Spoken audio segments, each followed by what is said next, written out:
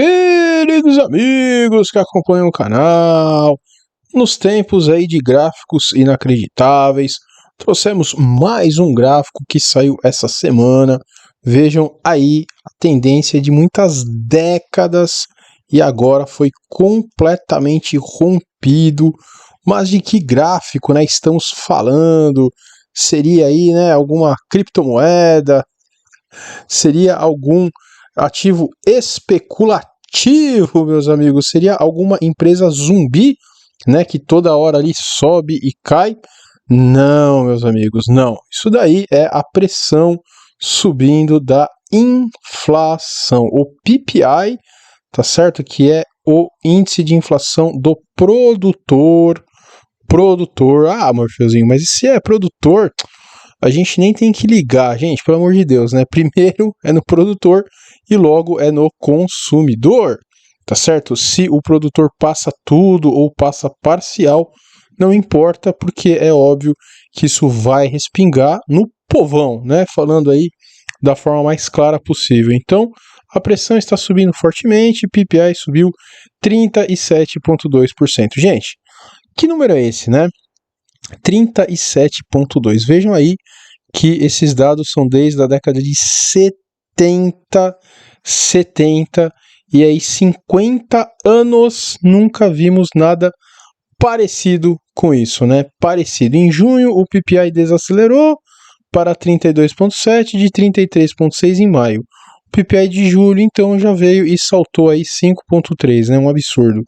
Esse também é o maior aumento de todos os tempos em comparação com o mês anterior. Gente, aumento de todos os tempos, tá certo? E isso me lembra, né, aquela história que eu tenho que falar aqui com muita calma, mas sim, né, não tem como, quando falamos aí de Alemanha, não lembrar daquele partidão, né, gente, aquele partido vermelho, pois é, que era chamado de Partido dos Trabalhadores, né, isso ninguém fala aí, Deus me livre, tá certo? Mas realmente nos faz lembrar que tiveram eleições, né, em 1900, um ano antes da crise de 29, e eles tiveram, né, esse partidão aí que depois entrou e fez o que fez, vocês sabem, né, trouxeram aí os portais do inferno para o planeta, e aí eles não foram eleitos, conseguiram ali uma votação, né, praticamente irrelevante, e logo depois da crise, sim, eles foram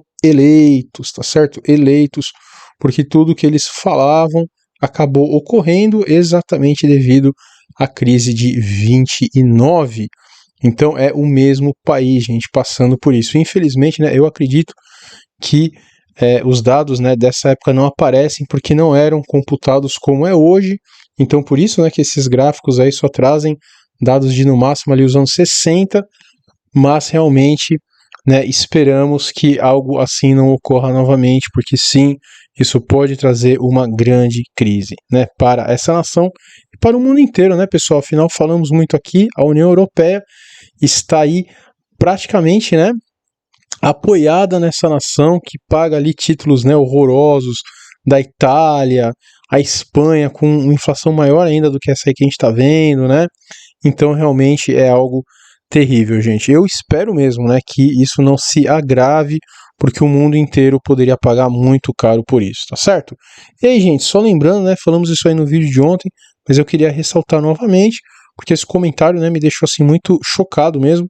Um rapaz dizendo que o nosso canal é apocalíptico, né, porque essa empresa Bed Bath & Beyond, que é aquela grande varejista de vários itens aí de banheiro, né, de um monte de coisa, cama, mesa e banho, veio, né, numa queda aí de 90% a um ano, realmente uma coisa inacreditável. E aí teve, né, um espirro aí de 250%, mas 250%, pessoal, depois que caiu 90%, tá certo? Matematicamente falando, teria que subir muito mais aí do que até 1000%, eu não cheguei a fazer esse cálculo, mas 250 ainda é muito pouco, perto de tudo que perdeu. E o rapaz, né, que obviamente não conhece matemática e muito menos mercado financeiro, falou, nossa, que canal apocalíptico, essa ação subiu 250%. Isso porque o vídeo que a gente fez, né, a ação tinha caído 40%, e aí há alguns dias já caiu de novo 60%. Então, gente, de novo, né, estudem muita matemática, pessoal. As pessoas hoje não sabem fazer matemática básica, né? Uma coisa assim que dói de se ver mesmo. Imagine uma criatura dessa investindo, gente, apostando dinheiro. Meu Deus do céu, tá certo? Então tomem cuidado. E mais uma vez, né, que índice aí sem menor noção está neutro. Fear and greed, então medo versus ganância, né? Os investidores aí estão neutros.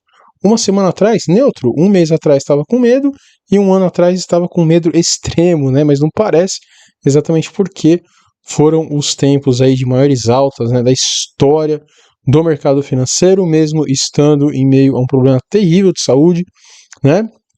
Isso por causa da geração massiva de dinheiro, já falamos muito sobre isso aqui. Será que isso daí vai mudar, pessoal? Depois dessa semana, né, que deu essa azedada aí, muito provavelmente. Mas então, gente, por que será que azedou tanto? Olha, eu repito, né, sempre aqui, como que os caras conseguem errar tanto, pessoal, tanto. Então, depois, né, dos dados aí que a gente acabou de ler, eu trouxe essa outra informação porque é interessante perceber que a estimativa era de um aumento de 31,8, né, 31,8 e aí veio 37,2. Gente, imaginem, né, se depois aí de tanta falácia do Jeremy Powell de que a inflação estava finalmente controlada, aquela coisa toda, algo assim vier nos Estados Unidos. Imaginem se os caras tiverem que aumentar os juros, fora até mesmo, né, de uma reunião do FONC. Meu Deus, eu não consigo nem imaginar o que seria, né, do mercado financeiro. Mas tá aí, pessoal, olha, não tem como esses caras errarem mais, né, gente? Nosso canal aqui pequeno, tá certo? Não temos, né, uma educação, óbvio, perto desses caras aí que fizeram Harvard, né, essas instituições de ponta aí mundiais, errarem tanto e o nosso canal, né, acertar, meu Deus, como pode? Falamos que teria inflação, falamos que teria recessão, falamos que a questão de gerar dinheiro naquele momento de crise seria a pior coisa que os bancos centrais poderiam fazer, e é exatamente o que está ocorrendo. É óbvio que eles sabiam, né, gente? É óbvio que eles sabiam. Mais uma vez, eles têm muito mais estudo, muito mais conhecimento, muito mais tempo de mercado, né, gente? Esses caras aí têm 70, 80 anos, o Warren Buffett, 80 anos, e não previu isso, né? Teve um prejuízo enorme aí. Óbvio que eles sabem, mas é tudo joguinho de cena. Pessoal, mais uma vez pedimos aí para nos ajudarem, se inscrevendo, comentando, curtindo. Isso realmente traz muitas novas pessoas aí para o canal. E não deixem de entrar também lá no nosso grupinho do Telegram. Sempre compartilhamos, né, essas informações por lá primeiro. Então lá estão os links. Instagram e Twitter também. O dia inteiro postando aí coisa muito boa, né? Filezinho mesmo. Então, meus amigos, por que, né, que o mercado azedou? É exatamente isso. As nações, gente, estão perdidas, né? Não são apenas as empresas. As nações estão perdidas, não sabem o que fazer. A Alemanha, então, reduzirá imposto sobre venda de gás de 19% para 7%, em um esforço para amortecer cobranças adicionais impostas aos consumidores para garantir que componentes de energia possam pagar por suprimentos cada vez mais caros. Taxa de imposto reduzida será aplicada enquanto a taxa de Putin for cobrada, ou seja, março de 2024. E foi exatamente, né, gente, o que o presidente Bolsonaro fez no Brasil, e a mídia, né, todo mundo, meu Deus, aquela Miriam Leitão dizendo que isso aumenta a injustiça, pessoal. Porque o rico com carrão, né, ela no caso, óbvio, também vai pagar menos, né? Olha que, meu, é cada um. Então, seria, gente, uma movimentação mundial para isso, né? Mundial. Então, já que a gente está falando do mercado ter azedado feio aí na sexta-feira, vamos pensar um pouco em relação ao Brasil, gente, tá certo? Antes, né, mais um dado aí muito interessante. Aí está o benchmark do preço do gás na Europa, em branco, e os Estados Unidos. É engraçado que realmente os caras lá conseguiram, né, gente, segurar essa alta. Então, como muitos analistas estão dizendo aí na internet, né, os realmente confiáveis, o grande problema sim será, né, a Europa. Imagine então se o euro passar a valer bem menos que o dólar. Seria algo aí histórico e muito provavelmente, pessoal, isso vai ocorrer. É muito interessante realmente vermos esse aumento então na Europa. os Estados Unidos conseguindo segurar. Certo, pessoal?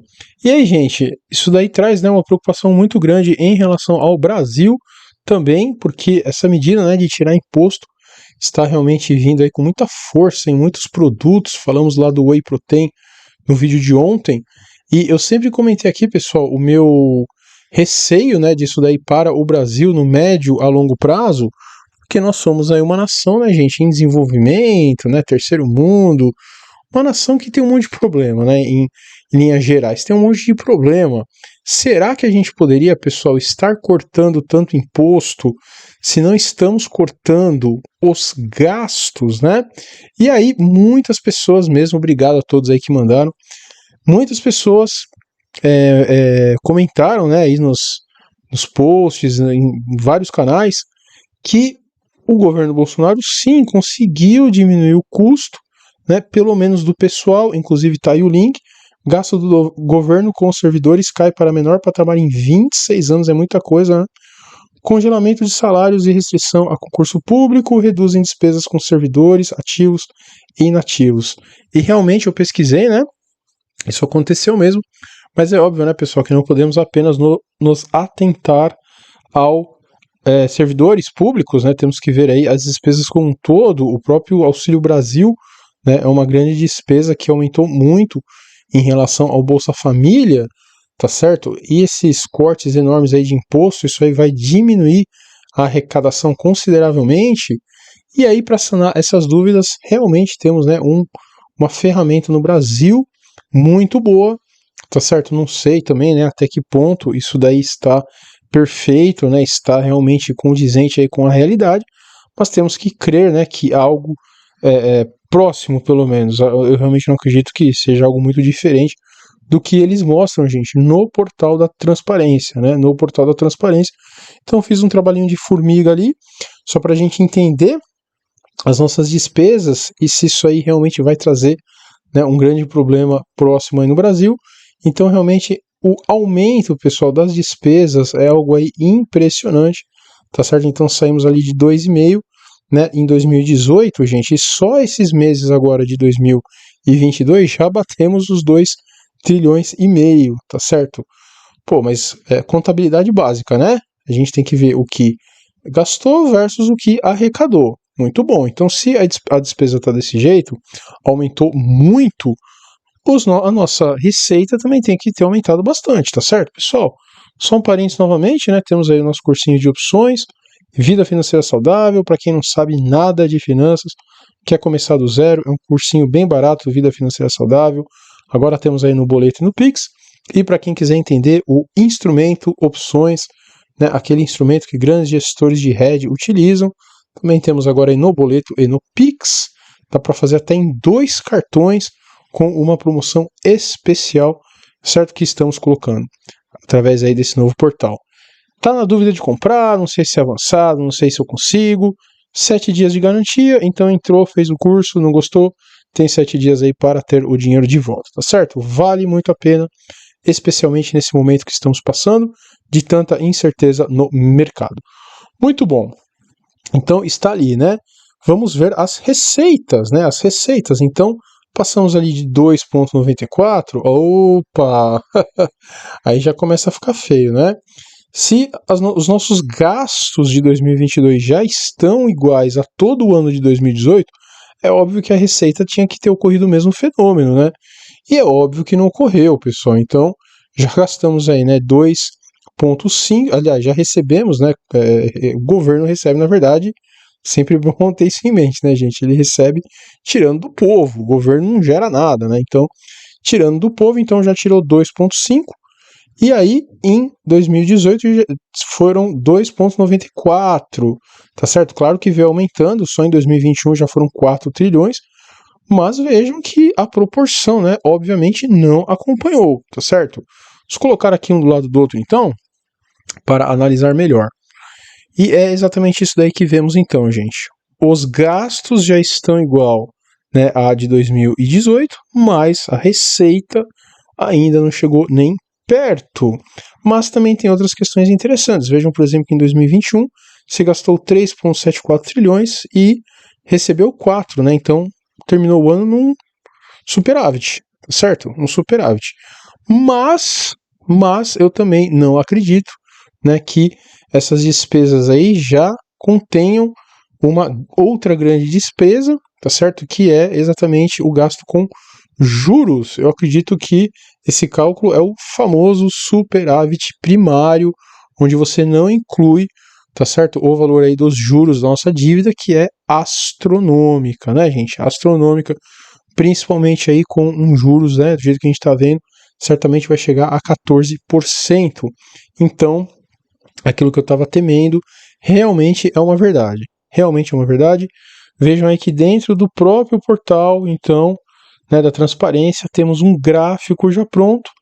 Em verde é exatamente o orçamento, né, atualizado da receita, e aí a receita realizada, né, em vermelho. Então, tinha-se ali um valor esperado de receita que não está, né, se concretizando. Vejam que realmente abriu uma boquinha de jacaré, que eu acho bem perigosa, tá certo, pessoal? Bem perigosa.